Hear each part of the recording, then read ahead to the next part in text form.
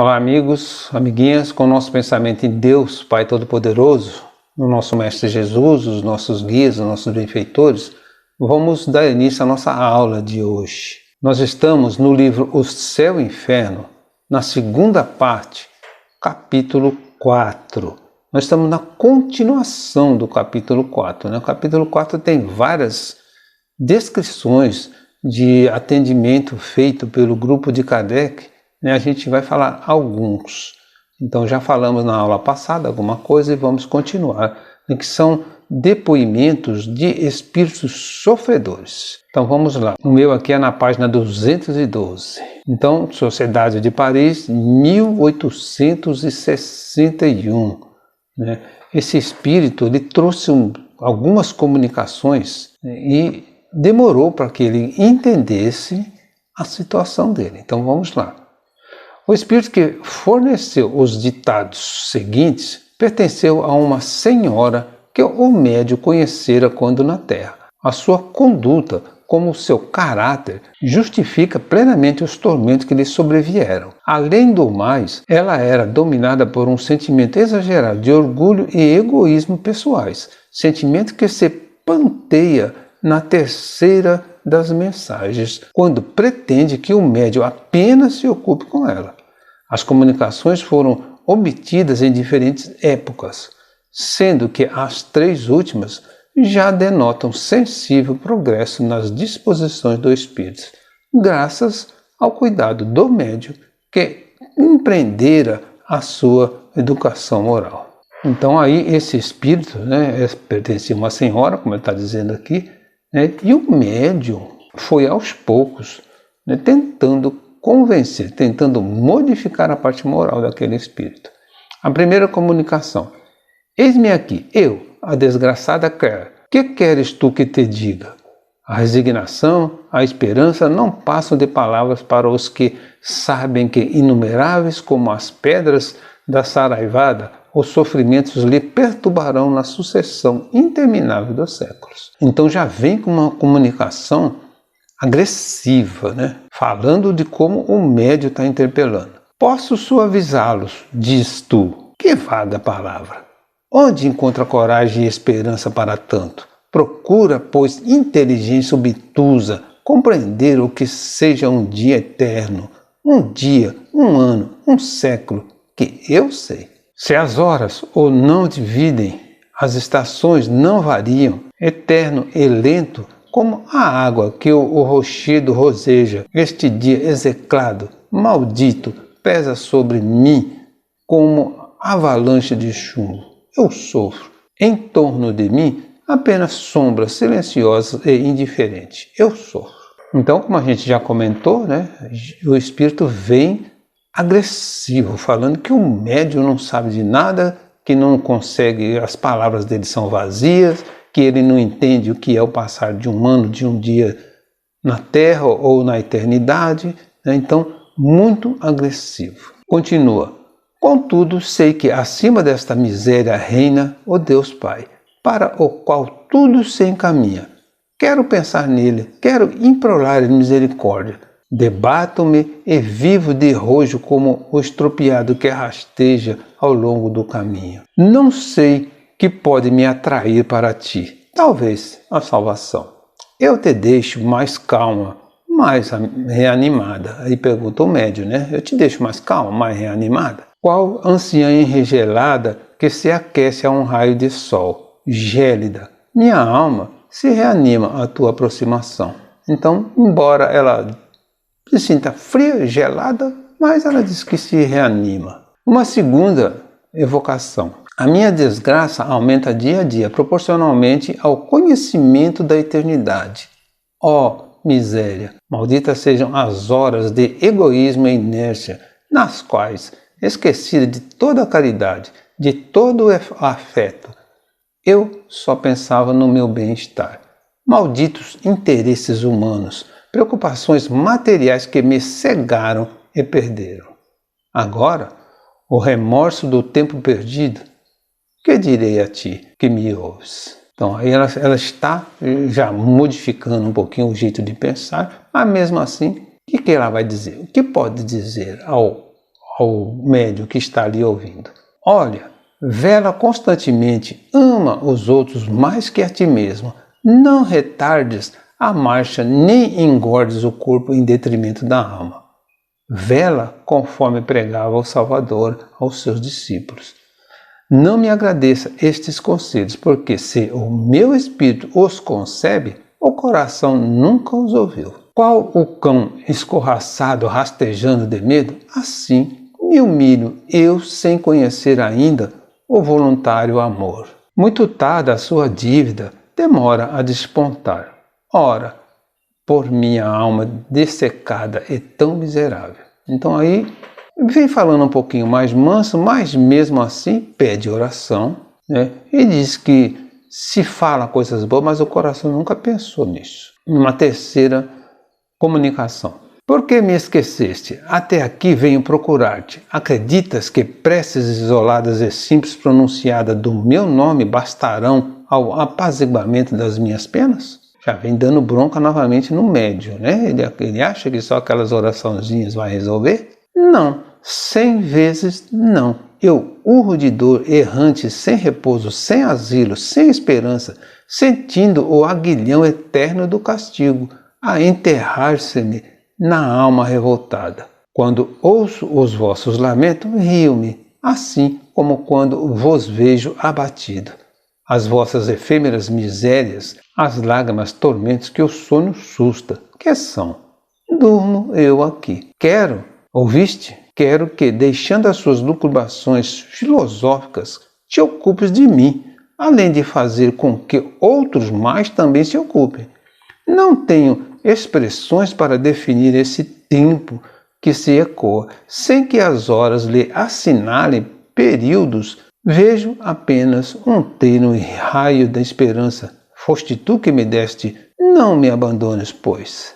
Embora esse espírito entenda que as orações do médium ajudou, mas diz que foram orações falhas, ele perdeu o sono à toa, ele rezou à toa, ele tem que fazer mais, ele tem que se ocupar só dela e fazer com que os outros também se ocupem só dela.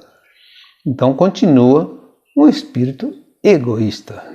E aí São Luís dá uma explicação sobre isso, né? Este quadro é de todo verdadeiro e em nada exagerado. Pergunta-se-á, talvez, o que fez essa mulher para ser assim tão miserável? Cometeu ela algum crime horrível? Roubou? Assassinou? Não. Ela nada fez que afrontasse a justiça dos homens. Ao contrário, divertia-se com o que chamais felicidade terrena. Beleza, gozos, adulações, tudo lhe sorria, nada lhe faltava, a ponto de dizerem os que a viam, que mulher feliz, e invejavam-lhe a sorte. Então São Luís está dizendo que ela não fez nada tão grave, apenas viveu só a vida material, só aproveitou, só viveu de gozos, como diz aqui, né? Pensando só nas coisas terrenas. Né? E São Luís continua, mas quereis saber? Foi egoísta, possuía tudo, exceto um bom coração. Não violou a lei dos homens, mas a de Deus, visto como esqueceu a primeira das virtudes, a caridade. Não tendo amado senão a si mesma, agora não encontra ninguém que a ame e se vê insulada, abandonada ao desamparo no espaço onde ninguém pensa nela, nem dela se ocupa. Então São Luís está dizendo que o que ela fez foi pensar só nela própria, só era egoísta, só pensava nela e não pensou na caridade, não pensou em ajudar ninguém. E agora também não tem ninguém que pensa nela. Eis o que constituiu o seu tormento.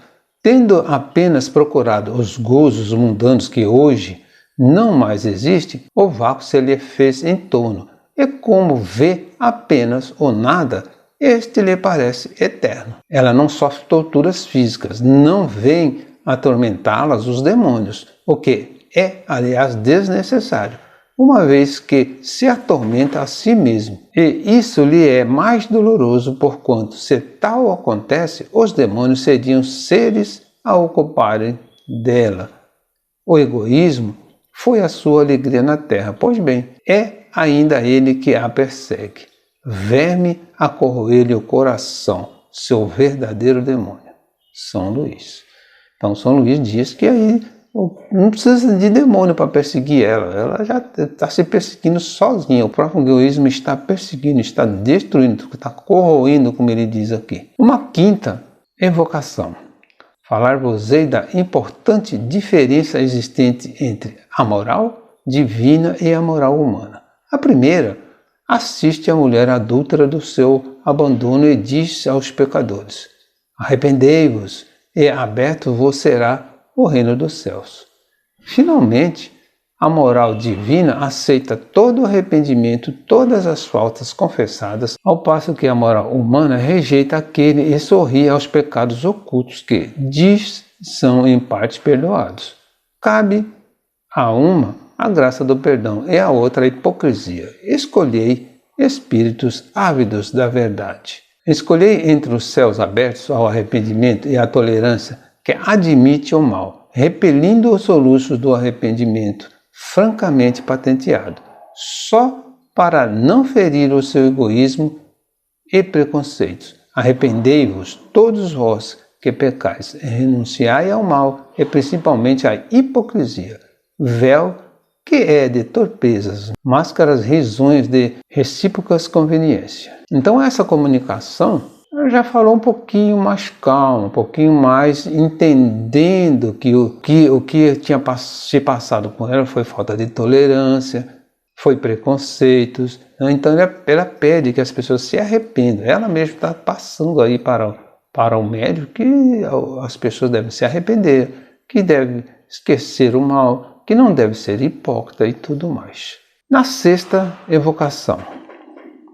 Estou mais calma e resignada à expiação das minhas faltas. O mal não está fora de mim, reside em mim, devendo ser eu que me transforme e não as coisas exteriores. Então já começou a entender melhor, né? Que quem tem que se modificar é ela, não as coisas, e não pedir que os outros façam por ela. Em nós e conosco trazemos o céu e o inferno. As nossas faltas gravadas na consciência são lidas corretamente no dia da ressurreição. E, uma vez que o estado da alma nos abate ou eleva, somos nós os juízes de nós mesmos. Explico-me. Um espírito impuro e sobrecarregado de culpas não pode conceber nem anelar uma elevação que lhe seja insuportável. Assim como diferentes espécies de seres vivem, cada qual na esfera que lhe é própria, assim os espíritos, segundo o grau de adiantamento, movem-se no meio adequado às suas faculdades e não concebem outro senão quando o progresso, instrumento da lenta transformação das almas, lhes subtrai as baixas tendências, despojando-os da crisálida do pecado, a fim de que possam adejar antes de se lançarem rápidos quais flechas para o fim único e almejado. Deus, rastejo ainda, mas não odeio mais e concebo a indizível felicidade do amor divino. Orai, pois, sempre por mim, que espero e aguardo. Então, aí, essa comunicação já está entendendo que deve ser, como deve fazer, né? E pede para que ore, né? Mas sem forçar o médico, né? Obrigar o médico a orar para ela. Pede para orar. Ela sabe que precisa e ela aguarda que ele um dia ore por ela. E aí o guia do médico dá a seguinte explicação. Na comunicação a seguir, Claire fala do seu marido que muito a martirizara e da posição em que ele se encontra no mundo espiritual. Esse quadro, que ela por si não pôde completar, foi concluído pelo guia espiritual do médium. Então a sétima evocação. Venho procurar-te, que por tanto tempo me deixaste no esquecimento. Tenho, porém, adquirido paciência e não mais me desespero. Queres saber qual a situação do pobre Félix? Erra nas trevas, entregue à profunda nudez de sua alma. Superficial e leviano, aviltado pelo sensualismo, nunca soube o que era o amor e a amizade. Nem mesmo a paixão esclareceu suas sombrias luzes. Seu estado presente é comparável ao da criança inapta para as funções da vida e privada de todo o amparo. Félix vaga aterrorizado nesse mundo estranho onde tudo fulgura o brilho desse Deus por ele negado. Aí o guia do médium.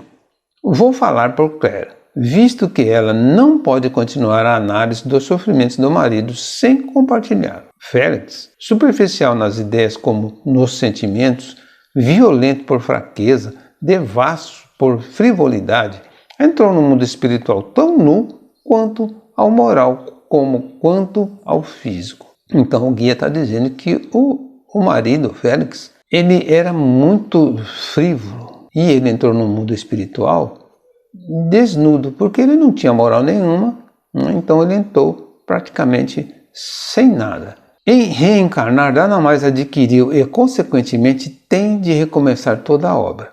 Qual homem, ao despertar de prolongado sonho, reconhecendo a profunda agitação dos seus nervos, esse pobre ser, saído da perturbação, reconhecerá que viveu de quimeras que lhe desvirtuavam a existência. Então, maldirá do materialismo que lhe dera o vácuo pela realidade. Interpelará o positivismo que lhe fizera ter por desvarios as ideias sobre a vida futura, como por loucura a sua aspiração, como por fraqueza a crença em Deus. O desgraçado, ao despertar, verá que esses nomes por ele escarnecido são a fórmula da verdade, é que, ao contrário da fábula, a caça da presa foi menos proveitosa que a da sombra. Então, o guia do médium está explicando que ele, por conta dos desvarios, das ideias, de não acreditar em Deus, ele se perdeu. Ele vai ter que reencarnar novamente para repetir a lição, para tentar de novo, para tentar esclarecer. Né? E esse guia ele assina como Jorge. Estudo sobre as comunicações de Claire. Então aí Kardec já faz um estudo sobre essas comunicações, né? Estas comunicações são instrutivas por nos mostrar principalmente uma das feições mais comuns da vida, a do egoísmo. Dela não resultam esses grandes crimes que atordoam mesmo os mais perversos, mas a condição de uma turba enorme que vive neste mundo, honrada e venerada somente por ter um certo verniz e isentar-se do vexame da repressão das leis sociais. Essa gente não vai encontrar castigos excepcionais no mundo espiritual, mas uma situação simples, natural e consentânea com o estado de sua alma e maneira de viver. O insulamento, o abandono, o desamparo, eis a punição daquele que só viveu para si. Claire era, como vimos, um espírito assaz, inteligente, mas de árido coração. A posição social, a fortuna, os dotes físicos que na terra possuíra, atraíram-lhe homenagens gratas à sua verdade. Atraíram-lhe homenagens gratas à sua vaidade. O que lhe bastava hoje, onde se encontra, só vê indiferença e vacuidade em torno de si. Então, Kardec está dizendo, ela está isolada, está no abandono, desamparada.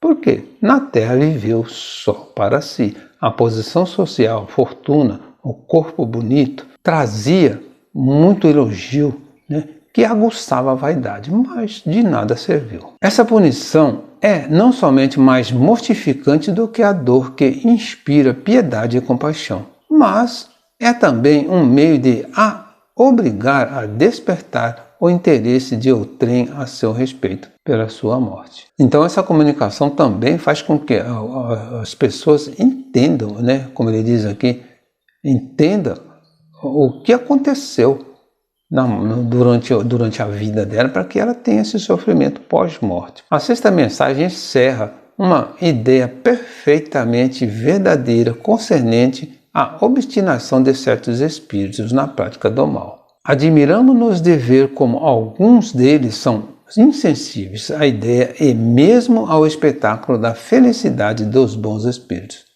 É exatamente a situação dos homens desgraçados que se deleitam na depravação como nas práticas grosseiramente sensuais. Esses homens estão, por assim dizer, no seu elemento.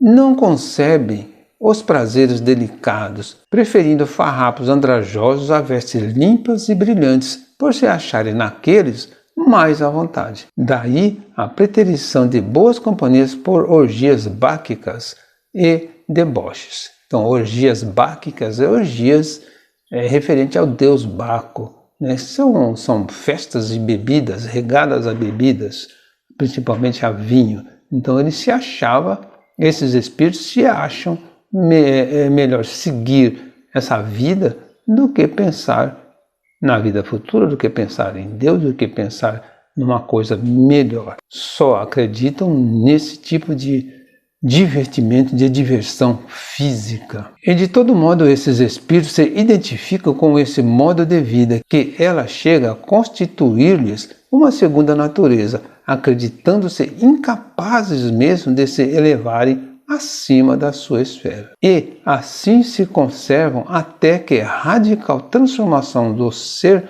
lhes reavive a inteligência, lhes desenvolva o senso moral e os torne acessíveis às mais sutis sensações.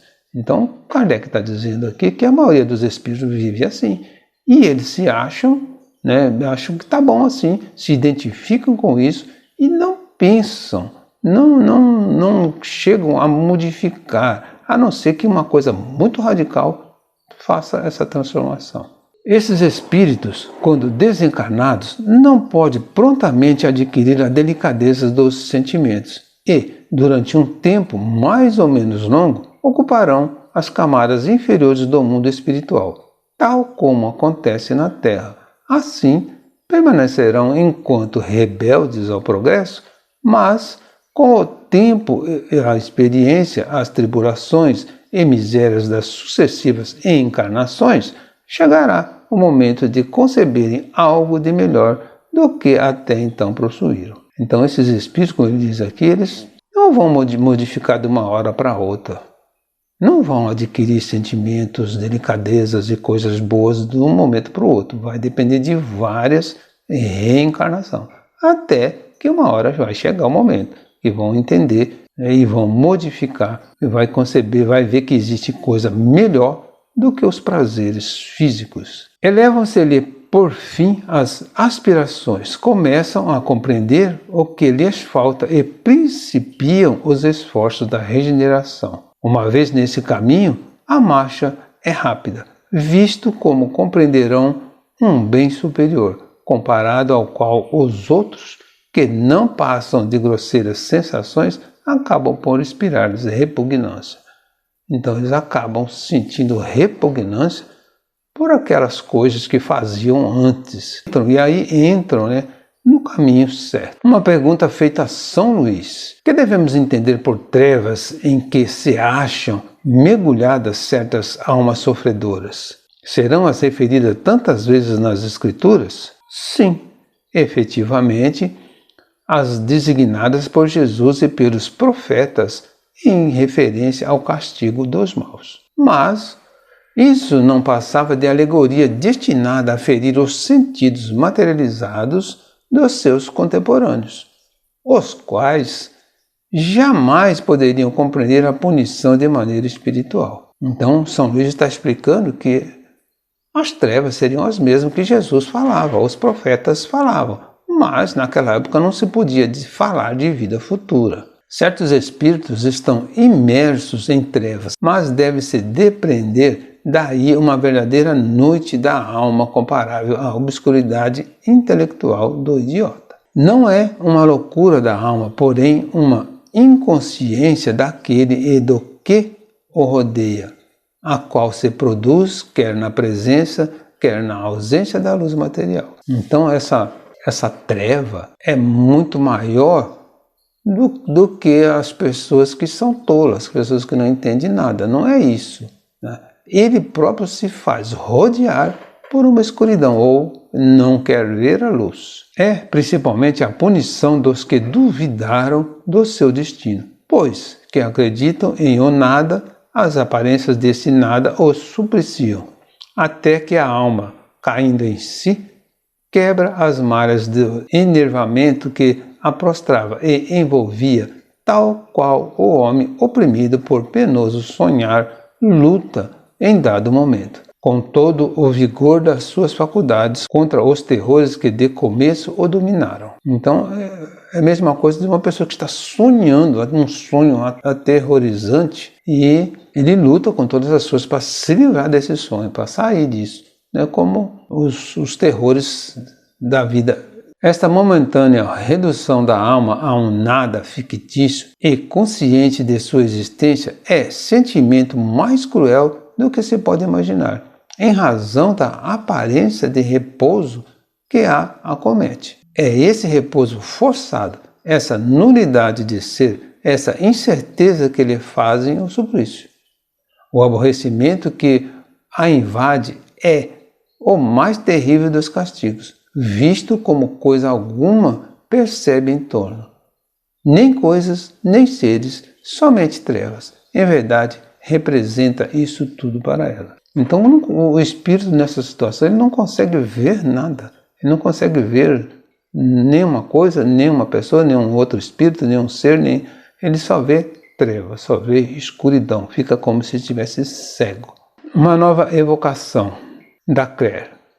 Eis-me aqui. Também eu posso responder à pergunta relativa às trevas, pois vaguei e sofri por muito tempo nesse limbo, onde tudo é soluço e misérias. Sim, existem as trevas visíveis de que se fala na Escritura, e os desgraçados que deixam a vida, ignorantes ou culpados, depois da provação terrena, são impelidos à fria região, inconscientes de si mesmo e do seu destino. Acreditando na serenidade dessa situação, a sua linguagem é ainda da vida que os seduziu. E admiram-se e espantam-se da profunda solidão. Trevas são, pois esses lugares povoados e ao mesmo tempo desertos, espaço em que erram obscuros espíritos lastimosos, sem consolo, sem afeição, sem socorro de espécie alguma, a quem se dirigem? Se sentem a eternidade esmagadora sobre eles. Então, quem que eles vão se dirigir, né? Eles caem nessa escuridão, nessas trevas, e eles não conseguem não ver ninguém, não conseguem ver ninguém, não conseguem se dirigir a ninguém. Tremem e lamentam os interesses mesquinhos que lhe mediam as horas.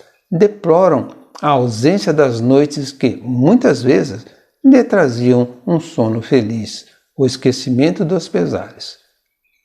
As trevas para o espírito são a ignorância, o vácuo, o horror ao desconhecido. Não posso continuar.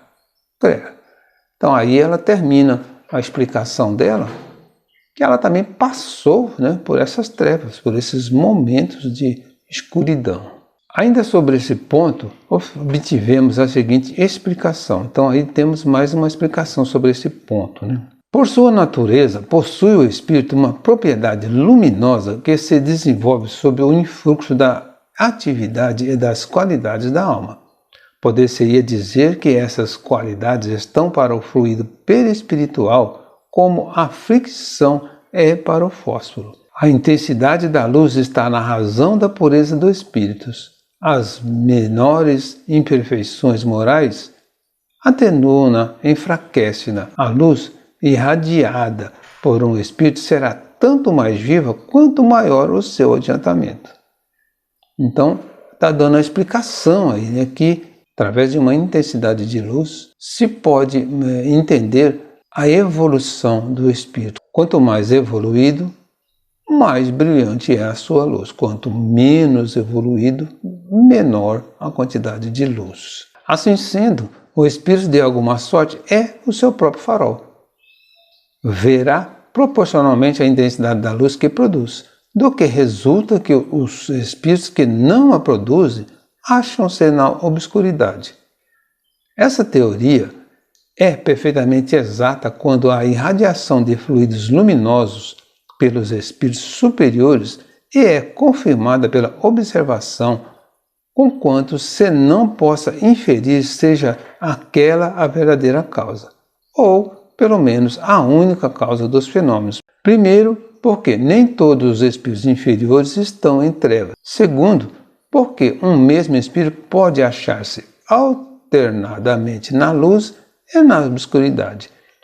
E terceiro, finalmente, porque a luz também é castigo para os espíritos muito imperfeitos. Então aí não só por conta da evolução moral, mas também porque quando ele é menos evoluído, ele não suporta a luz. Essa é a explicação. Se a obscuridade em que jazem certos espíritos fosse inerente à sua personalidade, essa obscuridade seria permanente e geral para todos os maus espíritos, o que, aliás, não acontece. Às vezes, os perversos mais requintados veem perfeitamente, ao passo que outros, que assim não podem ser qualificados, jazem temporariamente em trevas profundas. Assim, tudo indica que, independente da luz que lhe é própria, os espíritos recebem uma luz exterior que lhes falta, segundo as circunstâncias, donde força é concluir que a obscuridade depende de uma causa ou de uma vontade estranha, constituindo punição especial da soberana justiça por casos determinados. Então, a falta de luz seria uma punição de Deus por alguma causa determinada. Não é só porque ele é inferior ou ele é superior. Não é por isso. A causa pode variar. Uma outra pergunta a São Luís.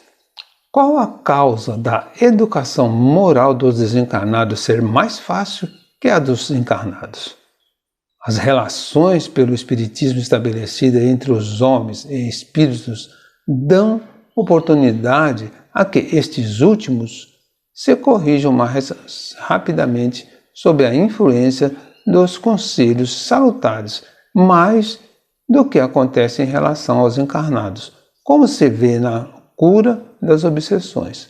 Então, São Luís está explicando aqui que a educação moral, do lado espiritual, evolui mais rapidamente. Os encarnados, eles demoram um pouco para entender essa evolução. E essa resposta foi dada lá na Sociedade de Paris também. O encarnado, em virtude da própria natureza, está numa luta incessante devido aos elementos contrários de que se compõe e que devem conduzi-lo ao seu fim providencial, reagindo um sobre o outro. Então, o encarnado, ele tem os acontecimentos da vida normal, que atrapalha, que faz com que ele pense de maneira diferente. A matéria finalmente sofre o predomínio de um fluido exterior.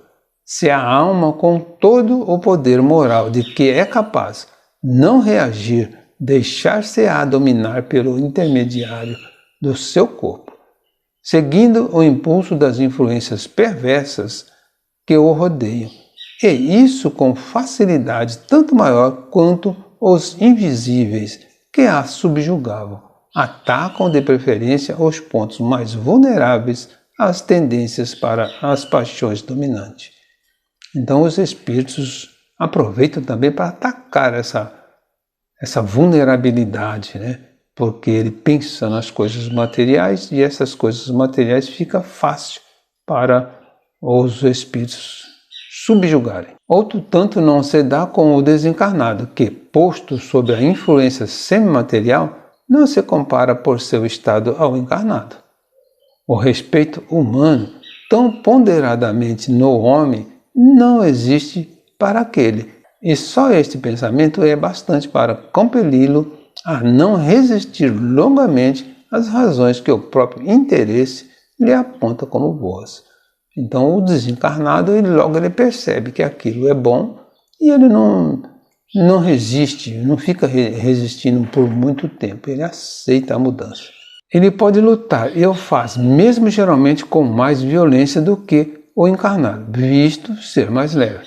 Nenhuma cogitação de interesse material, de posição social, se lhe antepõe ao raciocínio. Então ele luta, mas não é nada material, é porque ele é mais leve e ele tem uma condição mais livre, fica relutante. Luta por amor do mal, porém, cedo adquire a convicção da sua impotência em face da superioridade moral que o domina. A perspectiva de melhor futuro lhe é mais acessível, por se reconhecer na mesma vida em que se deve completar esse futuro. Então o espírito, ele já sabe que ele está na vida futura. Então essa perspectiva para ele é melhor. O encarnado, como a gente vem comentando desde o início aí, não entende o que é a vida futura, não pensa na vida futura, então fica mais difícil acreditar e modificar. E essa visão não se turva no turbilhão dos prazeres humanos. Em uma palavra, a independência da carne é que facilita a conversão, principalmente quando se tem adquirido um tal ou qual desenvolvimento pelas provações cumpridas. Então, se o espírito adquiriu algum desenvolvimento, fica muito mais fácil ele entender isso. Um espírito inteiramente primitivo seria pouco acessível ao raciocínio, o que, aliás, não se dá com o que já tem experiência da vida. Demais, no encarnado como no desencarnado, é sobre a alma, é sobre o sentimento que se faz mister atuar. Então tem que se atuar sobre a alma, sobre o espírito, para que ele consiga mudar. Porém, um espírito primitivo, é mais difícil, não vai mudar assim tão facilmente. Toda ação material pode sustar momentaneamente os sofrimentos do homem vicioso, mas o que ela não pode é destruir o princípio mórbido residente na alma. Então você pode até fazer mudar alguma coisa, mas se isso está embutido, incrustado na alma, fica mais difícil.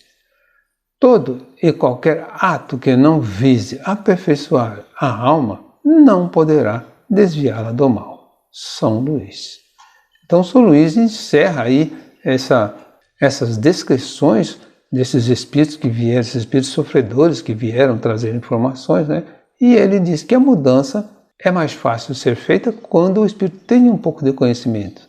Então, por isso, devemos estudar. Por isso, devemos melhorar. Devemos entender. Eu acredito que a gente deve pensar sempre em chegar ao túmulo um pouquinho mais evoluído do que chegamos no berço. E Jesus abençoe a todos.